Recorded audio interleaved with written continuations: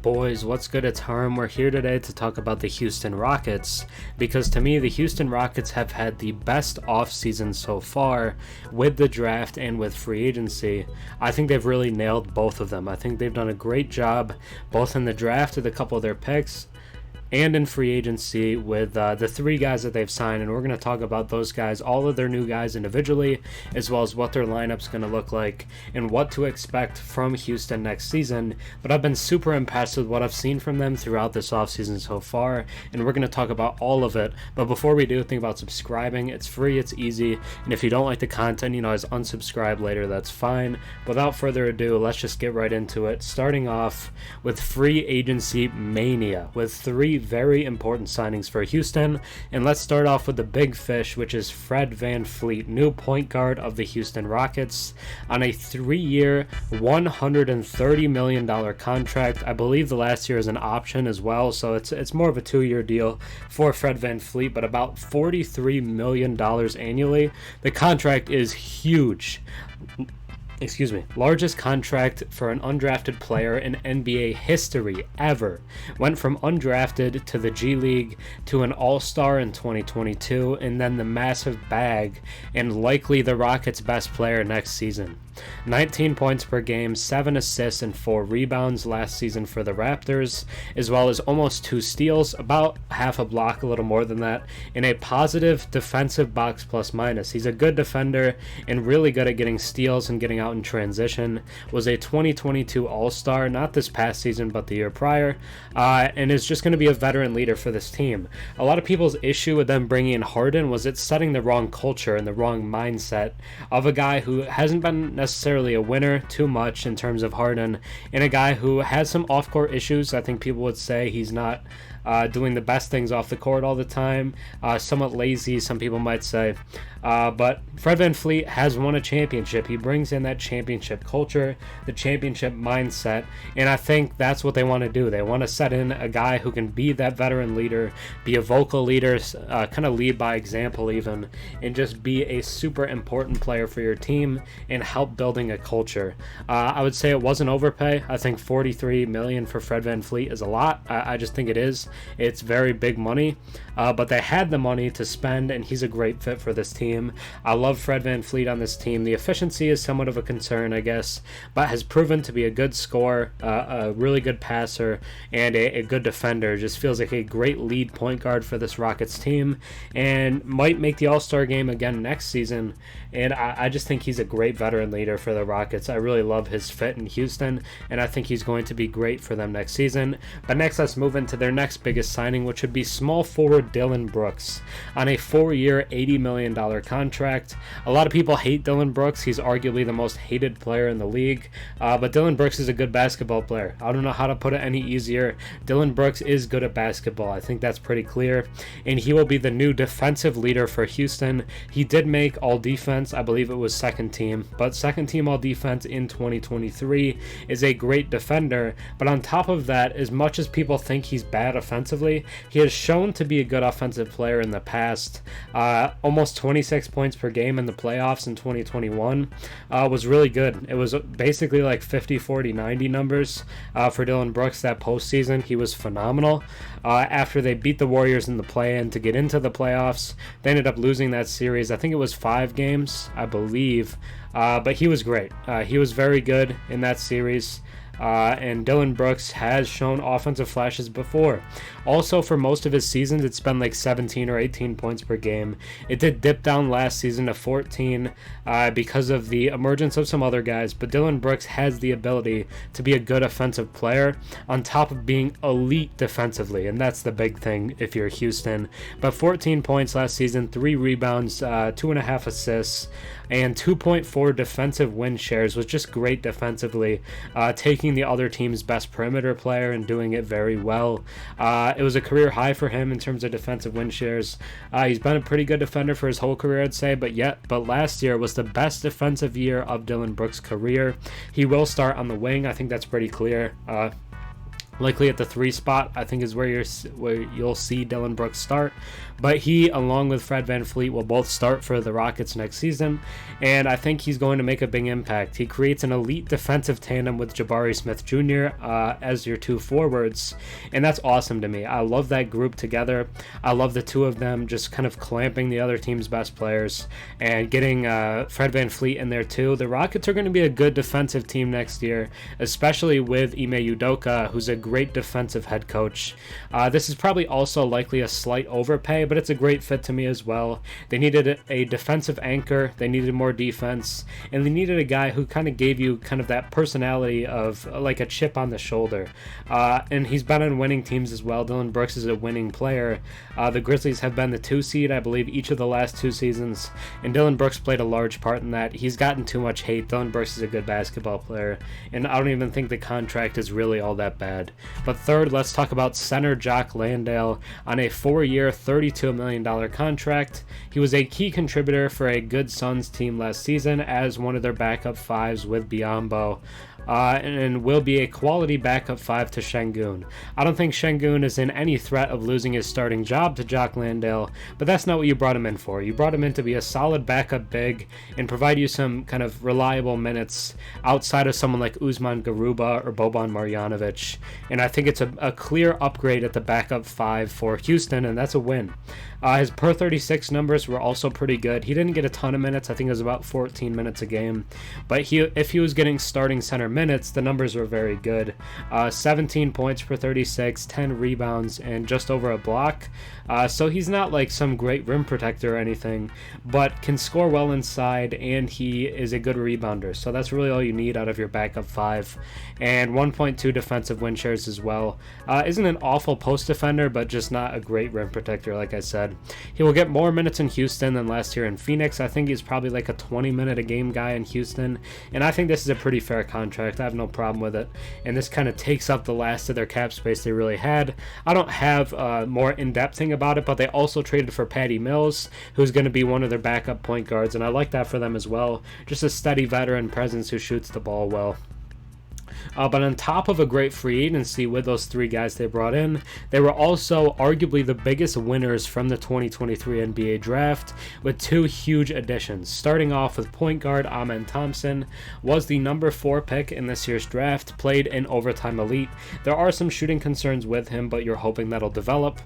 Is a 99th to 100th percentile athlete, one of the best athletes we've seen come out in a long time, especially verticality, but he's great quickness-wise, is just a great all-around athlete, and is one that you don't see come around too often. That's why he's been called a skinny Zion Williamson or a taller John Morant, because that's the level of athleticism that Alperen Thompson has. He's a ridiculous athlete, and because of that, his ceiling is through the roof. 6'7", 210 pounds and 20 years old.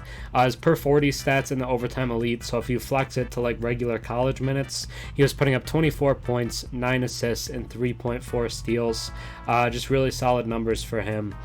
Can he be a full-time point guard at the NBA level? I think that's something we'll see, but the good thing about bringing in Fred VanVleet is that you don't necessarily have to rush Alperen Thompson. With VanVleet and Dillon Brooks coming in, I think that means Alperen probably comes off the bench. I don't think there's like a real obvious starting spot for him anymore, but that's okay. I think you can bring him along a little more slowly, let him develop and not rush anything, and with Fred VanVleet having that option after the second year, it's something where you can work that out. Maybe you think Amen is ready after 2 years of Fred VanVleet, then all of a sudden you have a pretty easy way to make him your starting point guard and end the Fred VanVleet era. But for now is going to learn behind a great point guard in Fred VanVleet and just learn as a backup, but also be an immediate contributor. I think he'll either be like the 6th or 7th man on this team, but he's going to play an impact, and I'm just really interested to see how he develops and how good he can be quickly. Can he call into question whether or not he should be starting, what they should do there? It'll be interesting to see, but he's probably a backup at least in year one, but I think that's probably good for his development, like I was saying. Secondly, they also drafted Cam Whitmore at number 20. I think he was a top 5 talent. The worst you could argue to me is top 6, whether you want to rank him above one of the Thompson twins or not. But Cam Whitmore was a phenomenal player. He was a high-level lottery player, and the Rockets considered him at number 4, but they got him at 20. So that's something that's a huge win for them. There are some medical concerns with the knees, as well as some interview concerns and stuff, but he's just like kind of a stoic personality. He's not super like high and enthusiastic, so that's fine to me though. I don't think that's necessarily a problem, but it seemed like it put off some interviewers. But he's a great basketball player. That's the most important thing. He's great at basketball and just feels like a player who's a future star. But again, you don't have to rush his development. He's a phenomenal athlete, not the level of Amen, but also a 90th percentile athlete. He's a very good one. Good shot creation in terms of his ability to get his own looks, whether that's off the dribble or just a little jab type of move. There are some knee injury concerns, like I was saying, that might be an issue if a lot of teams let him go. But 6'6", 235, only 18 years old, is one of the younger players in the draft, and just looks like an NBA body, looks like a future NBA star when you take a look at him, and is very physically imposing. I like Cam Whitmore a lot. I think he's going to be a great player, but it's going to be a great like backup 3 or backup 4 in year 1. Can he be the next Michael Porter Jr. story, where he fell down the board due to injury concerns and then was a contributor on a finals winning team? Cam Whitmore, I think, has that level of upside to be a great contributor and a very good player. There is some all-star upside there, but with the scenario and how many young guys they have with upside, maybe he just becomes a very high-level role player, and I think that's okay. I don't think you have any problem with that, and I think he's going to be a good contributor, at least for this team. And on top of both the free agency period and the draft, to start it all off before that, they hired a winning coach, and he can take them to the next level. They started it off from the ground up, and they did it perfectly, hiring Ime Udoka, 51-31 in his only NBA season, one-time finals appearance in that year, 45, still pretty young, can be their coach for a while, 9-year assistant coach, 2-time Eastern Conference Coach of the Month in 2022, the season before this one, but 4th in Coach of the Year voting, convinced LaMarcus Aldridge to sign with San Antonio, so he has pull for players. He's known to be liked by players, and honestly, I think what he brings was huge in helping them get Fred VanVleet and Dillon Brooks. I think he played a huge part in that. I think he talked to both of those guys, really helped to convince them to come to town, and plans to utilize them well. They both feel like Ime Udoka guys who are great defenders, have a chip on their shoulder, and are just willing to work and set a winning culture, and I think that's great for what he's looking for. He's a great defensive coach. The Celtics were amazing defensively in the year he was there, and the Rockets, with all these new defensive pieces, as well as interesting young defenders like Tari Eason and Jabari Smith Jr., I think they're going to be a great defensive team next year. But let's talk about their projected lineup, because it's really good. I just like their lineup a lot. It doesn't have a superstar, I wouldn't say, but it's just super well-rounded. If you look at the starting 5, it's probably Fred VanVleet at the 1. I guarantee you it is, actually. Jalen Green at the 2, Dillon Brooks at the 3, Jabari Smith Jr. at the 4, and Alperen Sengun at the 5. I think this is the locked-in starting 5, at least to start the season, and barring injuries, should be the starting 5 all season long. Then off the bench, you have Thompson, KPJ, Cam Whitmore, Tari Eason, and Jock Landale, as well as Patty Mills as a backup point guard. They dealt both Josh Christopher and who else was it? And KJ Martin today. They got rid of both of those guys. Jayshawn Tate is likely still there as another backup forward, but their starting 5 is good. I mean, they have great offensive pieces like Fred VanVleet, Jalen Green, Sengun, and then great defensive guys like Brooks and Jabari, as well as Fred. I think it's a super versatile lineup. I think it gives you what you want, both offensively and defensively. It's not a team that's built like by stars necessarily, but to me it feels a lot like that great winning Pistons team, where you just have a lot of very good players. You might not have the top level of guys, but you have a lot of very good players, and I think that could lead them to be much better than people think as soon as next year. I love what they've built. Their coach is an overachiever. They have great additions both through free agency and the draft, and I think they're going to be very good next season. But let's talk about what to expect in 2024. Talking about what you should be looking for next season. On the low end, I think they're a play-in team but just missed the playoffs. So they're either like the 9th or 10th seed and end up losing in the play-in tournament. But I don't think that'd be a failure necessarily. But I think that's really the lowest they'll get because of the guys in the backcourt. In VanVleet and Jalen Green is a very good backcourt with 2 like fringe all-star guys. And then with the addition of Dillon Brooks, I just don't see them being any worse than that. And then on the high end, I think you finish with a top 6 seed and make some noise in the playoffs. Whether you have home court advantage or not, I'd say that's probably unlikely, but I think they could finish like 5th or 6th and be a team that's really pesky in the playoffs. Maybe not win a round, but take a series to 6 or 7 games and just be annoying to get rid of. The team will look much better next season than they did just this season, and I think that has to do with coaching. Just switching out from Steven Silas to Ime Udoka, I think immediately takes the team up a step, but then adding like 4 guys that are going to be very key contributors next season. Jock Landale maybe is a little more up in the air, but Fred VanVleet and Dillon Brooks are both going to be good starters for the team, with Fred VanVleet potentially making an all-star game. And then you have both the rookies in Amen and Cam Whitmore, who are going to set the tone as well off the bench. They clearly are focusing on setting both a defensive identity with the 2 signings and a winning culture with those signings of Fred VanVleet and Dillon Brooks. Both very good defenders and both guys who have won in their last locations, with VanVleet leading the Raptors to a championship along with Kawhi and Siakam and the guys up there in 2019. Was a big contributor on that championship team, and Dillon Brooks has helped lead the Grizzlies to the 2 seed in each of the last 2 seasons. Expect at least one All-Star in VanVleet or Jalen Green, and if they get closer to the higher end, I think it could be both, just like we saw the Kings get 2 guys in last year with Fox and Sabonis. If they're really overachieving, I think both VanVleet and Green could get in. I think it's really possible, and the Rockets could legitimately be the Kings of last year or the Grizzlies of 2 years ago. These young teams who've been kind of floating around the play-in range, not quite being the level that people wanted them to be, and then all of a sudden the Kings brought a new coach in Mike Brown, who really helped change things, as well as a full season of Sabonis, and the Grizzlies just saw more growth from their young guys, but they just took huge jumps. All of a sudden they were like top 3 seeds in the Western Conference. I don't think the Rockets will be quite that high, but I really think they could finish 5th or 6th. I think this Rockets team is going to be very good. And regardless of exactly what happens, this team is going to be very fun. Teams without clear superstars, I think, are sometimes more fun to watch. Like when you think of like that Nets team with D'Lo and Spencer Dinwiddie, Karis LeVert, was one of the most fun teams of the past 5 years or so. And teams like that are spunky. Like they're going to give you a hard time, and there's less egos to me in terms of like players demanding the ball all the time. And they're a young team for sure, even with VanVleet and Brooks in there. They're still a pretty young team, and that might be an issue in terms of experience or whatever. But the Rockets during the regular season are going to be so much better than people think next season.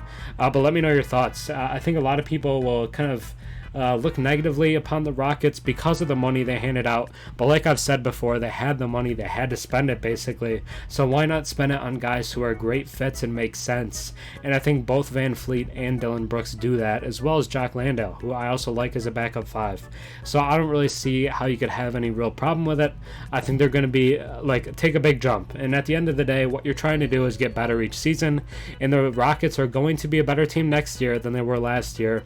I guarantee that. And I actually am willing to say I guarantee they at least make the play-in. I really think the Rockets are going to be competitive because of the kind of new culture they have, the new coach they have, and both their free agency and their draft. I think the Rockets are winning this offseason. I've loved what they've done at basically every step, with the coach, with the draft, with the signings, with the trade for Patty Mills. I've loved everything the Rockets have done, and I'm just really impressed. I think they're going to be much improved next season.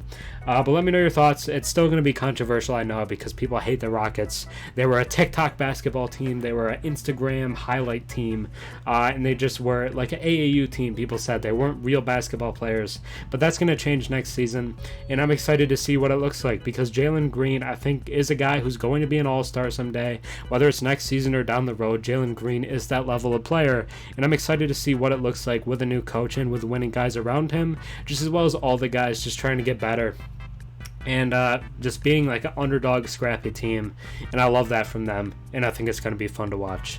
But let me know your thoughts. Think about subscribing. I'm on the road to 9,000. But that's going to be it for me today. Have a good rest of your day. Thanks for watching. Peace.